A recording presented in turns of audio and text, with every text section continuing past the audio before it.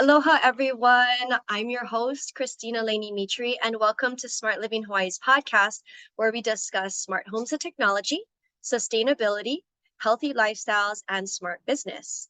Today, we'll continue our Sustainable Leader series and have a talk story with Joseph, which is also AKA Joey as Junior, Valenti with the Albizia Project.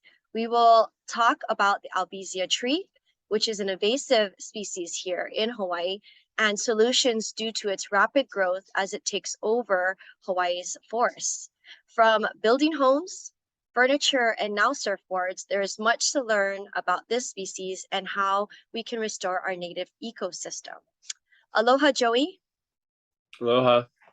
Thank you so much. Thanks for joining us today and on short notice. Before we begin, let me share a little bit on Joey. Joey is the founder of Albizia Project and co-founder of Bizia Surf. Albizia Project was established in 2017, and Joey was studying the building with Hawaii's most prolific invasive species, Albizia. He has been since built everything from pavilions to performance wood surfboards using a material that was once widely discarded in Hawaii. He currently oversees 2 USDA Wood Innovations Grants in partnership with Hawaii Division of Forestry and Wildlife, Kaiser Group in Oregon, Albizia Project, and Bizia Surf. Albizia Project has grown to become a custom design and millwork business and a local distributor of their in-house certified regenerative lumber. And we also have Bizia Surf, which is slated to open very soon in December 2022. And they will be selling performance wood surfboards, branded merchandise, and ocean-friendly surf products. And they will have a brick and mortar in Wahua, which is really cool, and an online store. So let's jump right in to your background. Where are you from, Joey? I was born in Southern California in a small town called Narco, just outside of Los Angeles. And I moved here just after high school, was I think 2008. And yeah, so I'm almost about half my life there, half my life here now. And I know we got connected originally when you had put in your installations. So were you going to the University of Hawaii for, was it grad school or was it your undergrad? Yeah, I did the both undergrad and graduate program in architecture. Oh, okay. So I went to School of Architecture first year all the way to is a 7-year program. Okay. And you're still here today, which is awesome. And what does Joey do for fun? Probably my favorite would be surfing when I have time. It's also kind of part of my job now. I have two boys now. Since the last time we met, I don't think I had any kids. How old are they? One is 3 and one just turned 1. Awesome. 3 and 1. We have a 2-year-old, so right smack in the middle there. Yeah. And he's a boy, so I totally feel you that you have 2 toddler. Oh my gosh, that's, yeah. Is your 1-year-old walking yet or running? Yeah, he's just started right when he turned 1. He started walking and then running a few days later. So yeah, I know. We have a daughter who's 12, so big difference. Yeah, very active, never sleeps. I have some bags in our eyes because he didn't sleep last night and he's still not sleeping well. we're on the same page. So anyways, that's awesome. I'm sure they're getting into the water a lot as well. Let's go and dive into, I always ask this question, how did you get into the sustainable world? What inspired you to dive into Albizia? So I think I've always been conscious of what it means, to be sustainable, to live sustainably.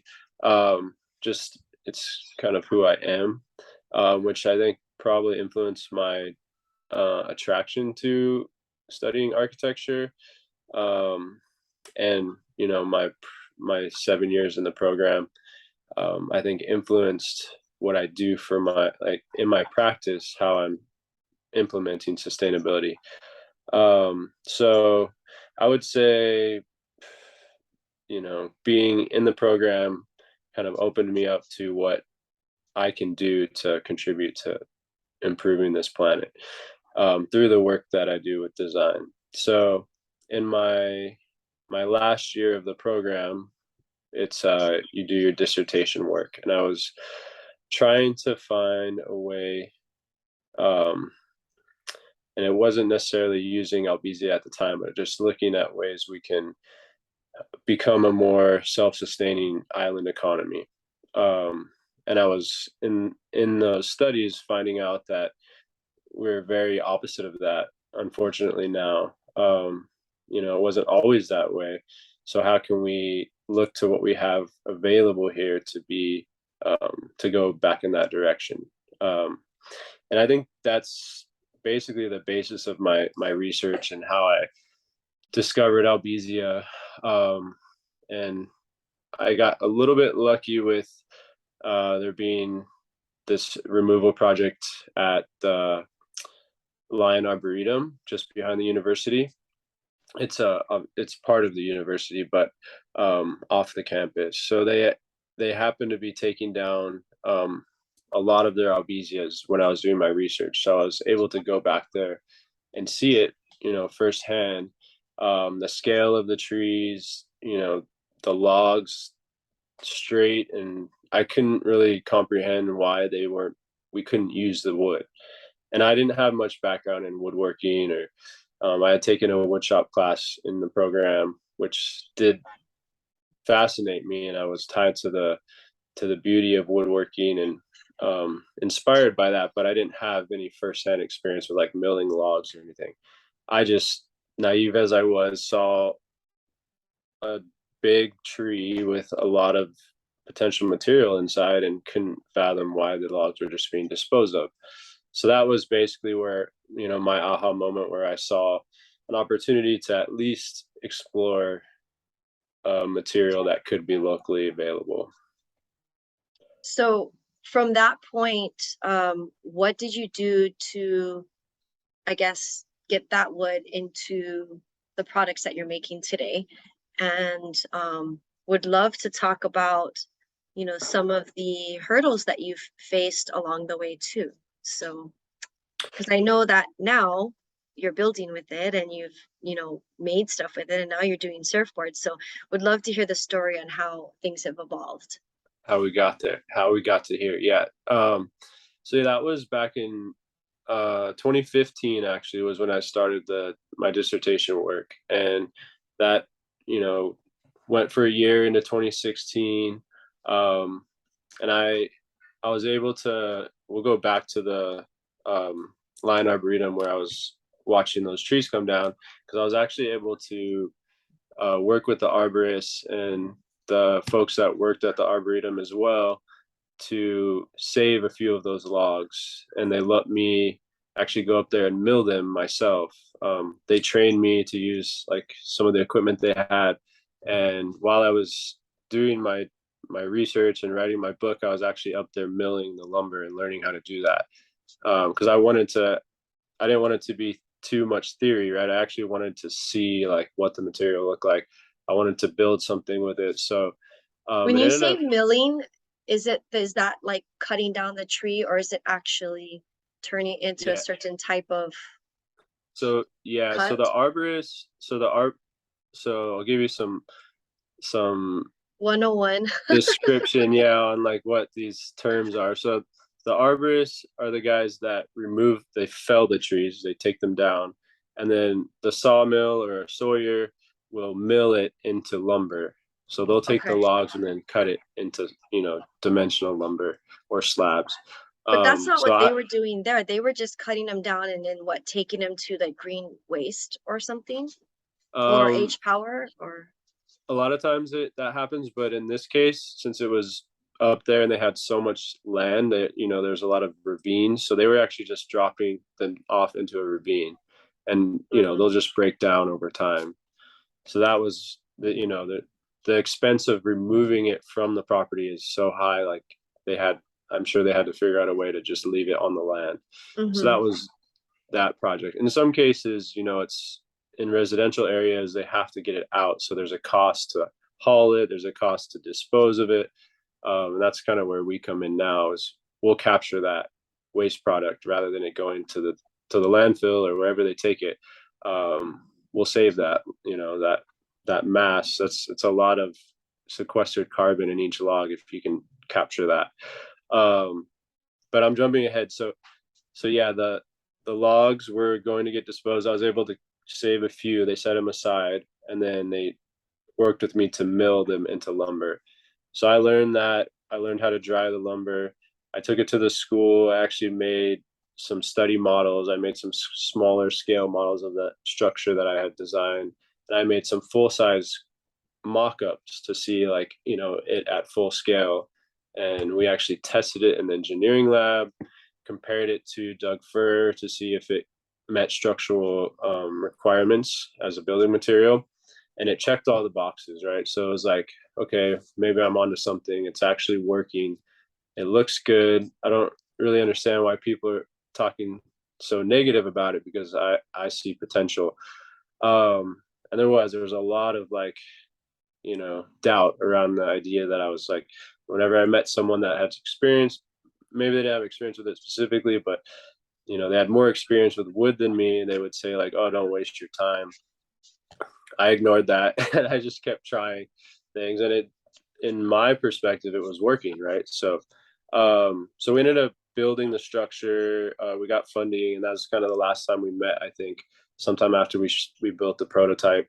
And that was after I graduated. So I spent like another 2 years doing what you could call postdoc work through grants and stuff. And I was able to build the structure on campus and demonstrate that it's viable.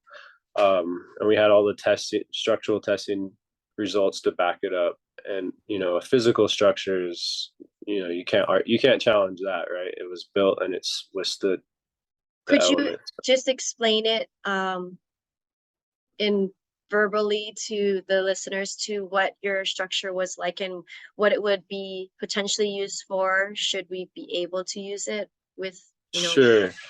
Given that I was an architecture student, I was trying to solve all the problems in the world, right? So I designed a structure that was not only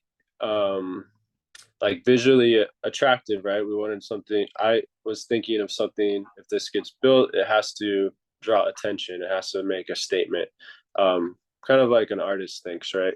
And then not only that statement, but also, can it be something that can help our community, right? Something that has value to a need in the community. So I was also studying kind of concurrently with this material, the houseless issue, and how there's that, at the time and even now, obviously it's a big problem, and people are trying to figure out ways to build to address that, like temporary housing and things like that. So I designed something in that category that was essentially locally sourced, but could be manufactured on island, built quickly. The idea was that it was like a kit of parts that it can be assembled quickly, disassembled if needed, and then relocated. So that was essentially the idea, and it ended up looking like this modern kind of hallway type structure, right? It had no walls. It was all louvered. It had big opening, like screened openings in the front. But the modern part was like it had these sliding doors, right, that could open and close. It was 4 feet elevated off the ground, so it could withstand flooding. So I was considering our conditions on near the ocean, and that we have a lot of flood potential here. So if we built it near the water, that it could withstand that. So there was a lot of things I was addressing when I designed it. But it was a prototype, so I was yeah, allowed it's to a do small that, right? footprint. It wasn't very large. What was this? Do you know the square footage? it was about 300 square feet with about 100 square foot loft. So it ended up being about a 400 square foot space. But And yeah, it was it was, more like a yurt without a kitchen and bath, or did it have capabilities for that? I can't remember. yeah, I mean, in the drawings that I produced, it had a small kitchenette and a bathroom, but in the structure, we didn't actually put that in. There wasn't a budget for that. So we just built the structure, the shell of it with the floor. And then we used it. It went up at the university. If you live here, near and you've been through Manoa, you've been past the campus, you probably saw it up there. It was there for a couple of years. And it was only supposed to be a year, but everyone loved it, and it ended up just staying for a while. And then COVID hit us, so there wasn't any activity there. And kind of in the middle of COVID, I got notified like they're doing a whole campus renovation, so it wasn't part of the master plan. So then we had to remove it, which was good because no one. I wasn't able to maintain it and be there all the time. I kind of moved on, so it was good to take it down, and we actually restored it. We rebuilt it recently at our And where farm. is it at now?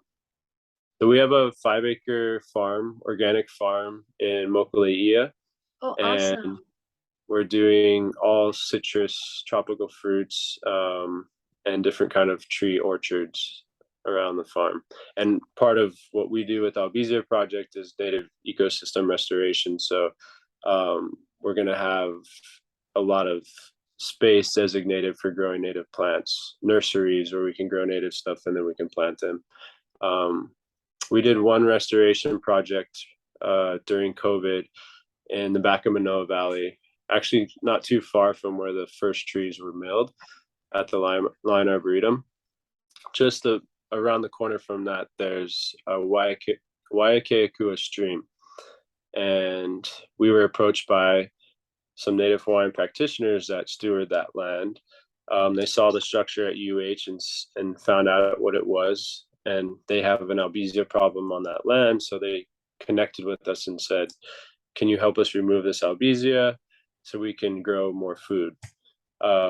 So we worked with them for a couple of years and eventually got funding to clear out the trees. Someone else had felled the trees, and there was just a lot of logs laying there. So we basically worked with some arborists to haul out all those logs so we can use the material and they had space to work the So land. is it besides just cutting down, is there a way that naturally to kill the trees? Was it peeling it? I don't remember. Is that something? Yeah, I forget what the process is called, but there's groups that are taking a different approach to handling Albizia. I think some of them are called like the Albizia assassins on the Big Island. There's a invasive species council or committee on each island, so they have their own approach to managing Albizia. We're focused on the Albizia that we have access to. A lot of the stuff they take on is like in the The middle of mountains. nowhere where, yeah, you can't get Yeah, anything in there. Yeah. right. And from my understanding, that's not necessarily the safest way to manage them because you kill them standing, right? And then eventually Yeah. they fall or whatever, a storm will take them over. So you don't want to put those kind of trees like in hiking paths or near houses or you don't want to do that in certain areas, right? Some areas like where we get our trees, you want the trees gone. Like you can't Yeah. leave the lumber there, right? So we have our approach, and we work with certain arborists that are removing removing the timber, which is like the logs, and then we take it and turn it into lumber. Awesome. So, okay, so now we're at a place where you're getting this lumber and you've turned it into an actual structure. Maybe you could explain to everybody, so how come you're not pumping these out for affordable housing? Yeah, so that's a great question. The prototype served a purpose. It didn't end up becoming a housing unit. There's a lot of costs in what we tried to achieve. So like the structure was curved with these beautiful arches, and all that was CNC machined, which is like this kind of advanced machining technology where it's computer controlled. You basically put it in the computer, and the computer tells the machine what to cut. It's kind of like 3D printing technology, same kind of thing. So there are machines on island. The shop had one at the school, and that's how I learned to use it. So we're also exploring that like kind of advanced technology, which right now it's not the cheapest way to build, right? I mean, if you want to build the cheapest and fastest, you could scale that. If you scale it, I think large enough, then you can get the cost down. But if you're making one unit at a time and you're using that machine time, it's more costly than building like a simple a box, right? Like something with four walls versus curves and a little bit more engineering in the process. But I was coming from a perspective of the wood didn't have the structure to be, or the strength to be structural. So I was And is that the also case thinking though? So the wood that's not itself is not.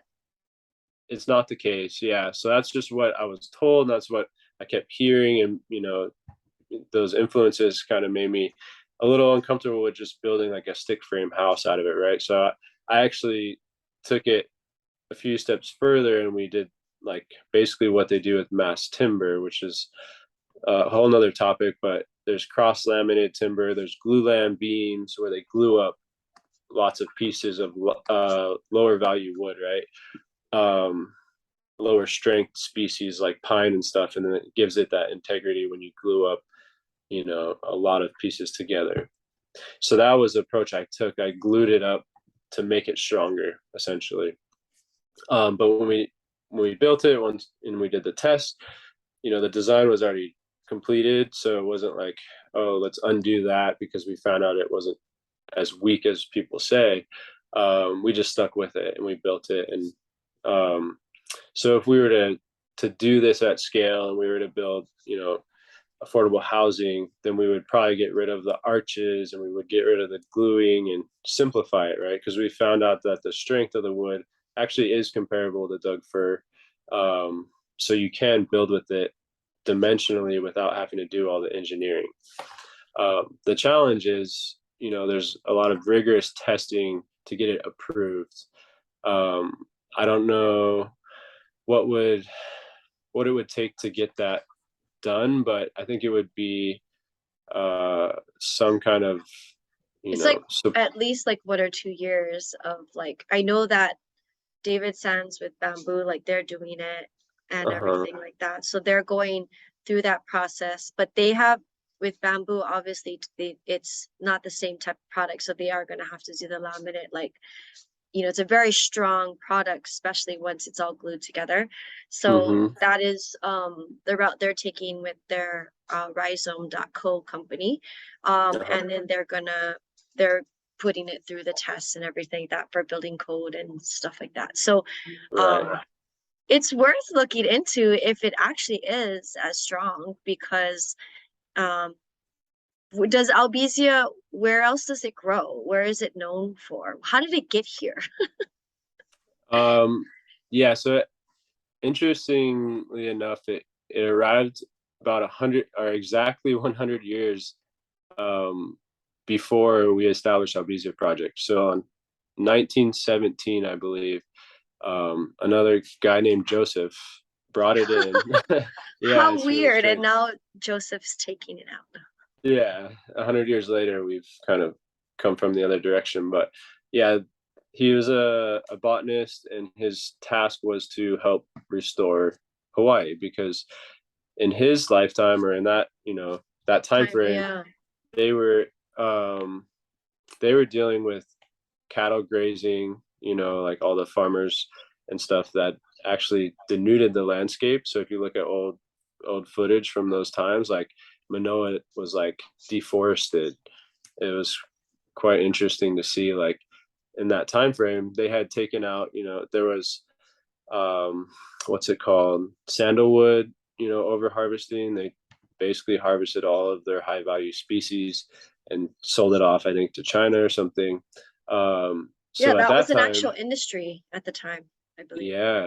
yeah, they just took it out so fast that there was, they're almost extinct now, right? So there, it was a different time where he, I assume, thought he was doing something good, and it was serving its purpose. I mean, Albizia is a nitrogen fixing species. It's very fast growing. It's native to Papua New Guinea and Moluccas Islands, which is like Southeast Asia, I believe. And they found a species that would do well here. Over there, it doesn't have, or it has predators. So it doesn't grow as rapid as it does here. Here, it doesn't have whatever predators that keep it contained, bugs or whatever it might be. So it grows actually much faster here, and spreads more quickly. So how fast does Albizia grow, just for the listeners so they know? I think it's, I used to know this one, but it's very, I think they've said it's the fastest growing tree in the world when it grows in Hawaii. And I think it's like a foot a month or something pretty wild. I'd have to confirm the numbers. I don't want to say it because I'm forgetting, but it's very fast. Yeah, so bamboo is really fast too, it's but almost bamboo like is a grass, so yeah. it's not a tree. But I mean, it's just really neat to see different people working with different products for building. And so that's what I'm really fascinated about, especially since we have options. We should definitely explore them because it's what we have to work with here in Hawaii. Exactly. So yeah. Awesome. Okay. And let's see. I guess I have some other questions. I know I just keep hitting you with more. Sorry That's that all right. I'm prepared for what I'm gonna ask. I'll jump in real quick if I can, just to kind of wrap that topic up. Yeah. So what happened was, with the structure being built, and finding out like there's a lot of effort and cost into getting the approvals to build with Albizia, right?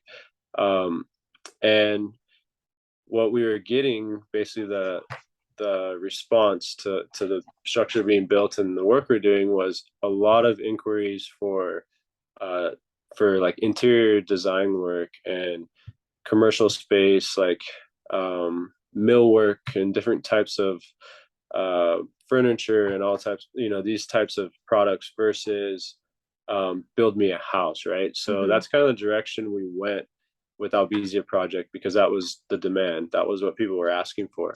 So if I look back, even though I came out of the gates building this structure, people saw value in it in a different way. So, there were inquiries saying, "Oh, can you build another one?" But people were more thinking like a yurt kind of product, right? Because they saw the structure, and I think that's what they were kind of comparing it to.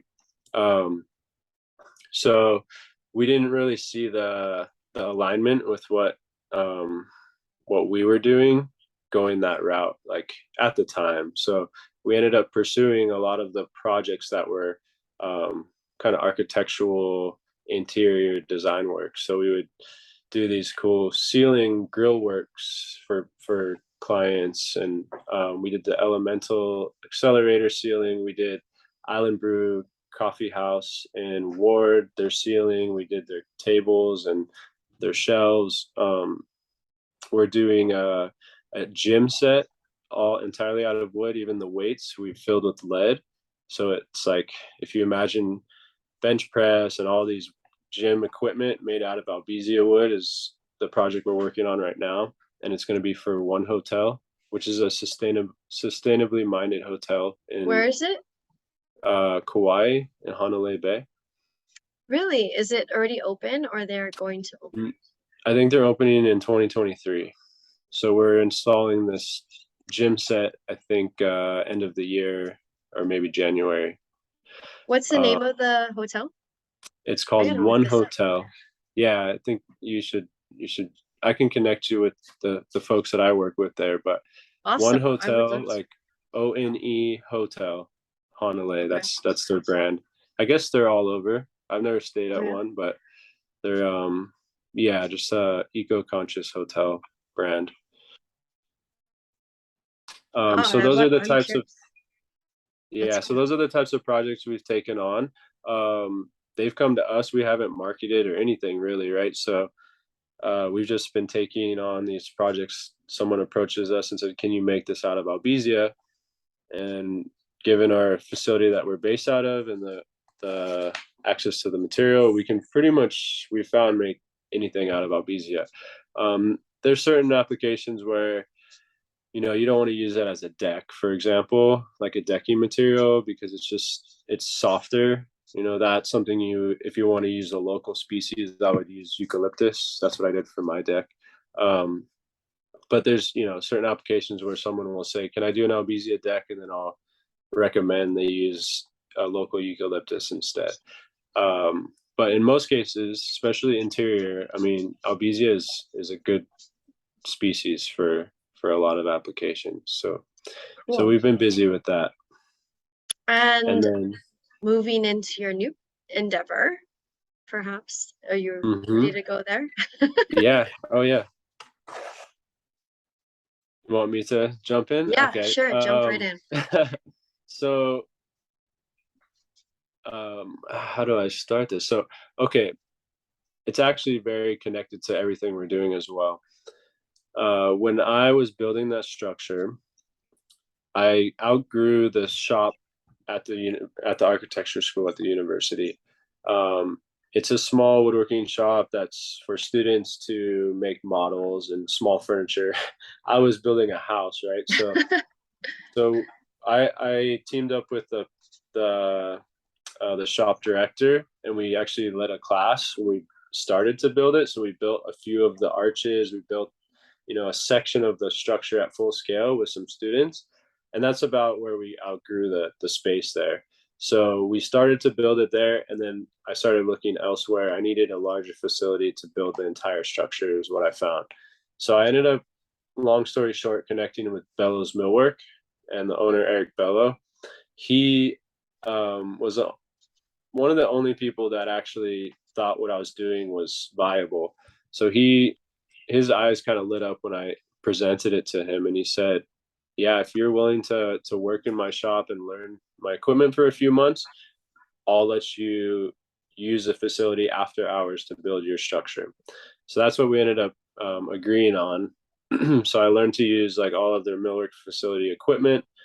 He gave me access to the shop, and I was able to build the structure on my own schedule outside of their hours, so I didn't interfere with their production.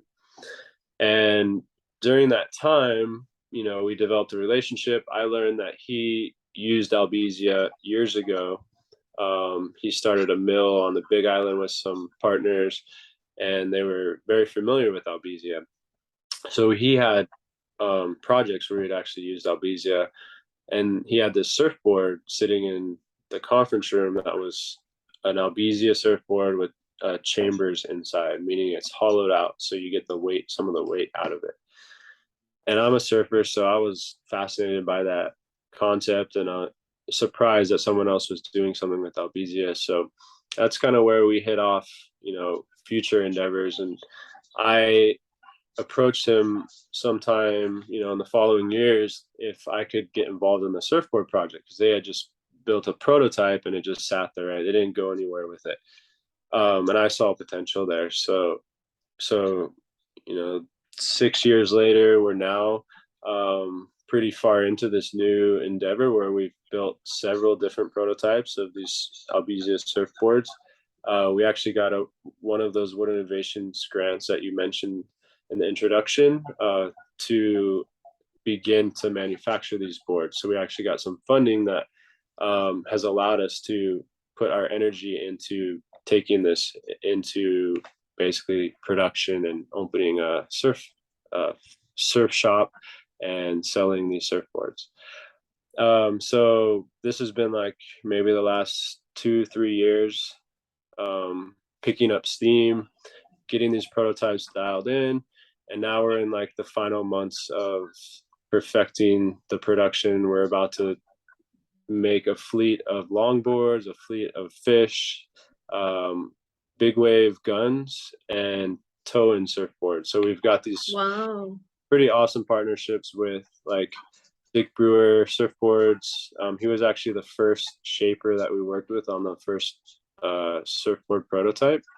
So we have his signature board on our first prototype, which is very cool. He passed away earlier this year, but he has a team that's still keeping his brand going. And then Garrett McNamara, who's a big wave surfer, we're doing a tow board collaboration with him. So we're going to make his tow board design and sell that product. And then Carson Myers, he's another up and coming, well-known young surfer shaper who works out of the facility we're at, and he's given us some of his shapes. So we're making these shapes with well-known shapers who are already established in the industry, basically taking their design and making it a wood version. And that's our model. So the concept would be to kind of replicate what people have already created, and then but you're doing it with wood, and then you hollow it out to make it lighter. Is that what happens? Exactly. Yeah, it's called chambering. It's actually an old technology that they did. I'm so back in the day. I don't know how like Duke and all of them did it with their wood, but what was the wood that they used and how did they do their boards? So if you go back far enough, I mean, the first surfboards that we know of were wood, right? That's where surfing started. There's the I don't know the names of all of them, but I know there's like the Pipo, which is like almost like a bodyboard size, like a smaller board that they used to ride. And there's the Elias, which are bigger. And I know there's a few others. But that was like, the origins of surfing, where the Hawaiians made these wood boards by hand, solid, so super heavy. I know they use different species. I think koa was one. I'm blanking on the other native species, but it was a lighter wood. But yeah, they use what they had available.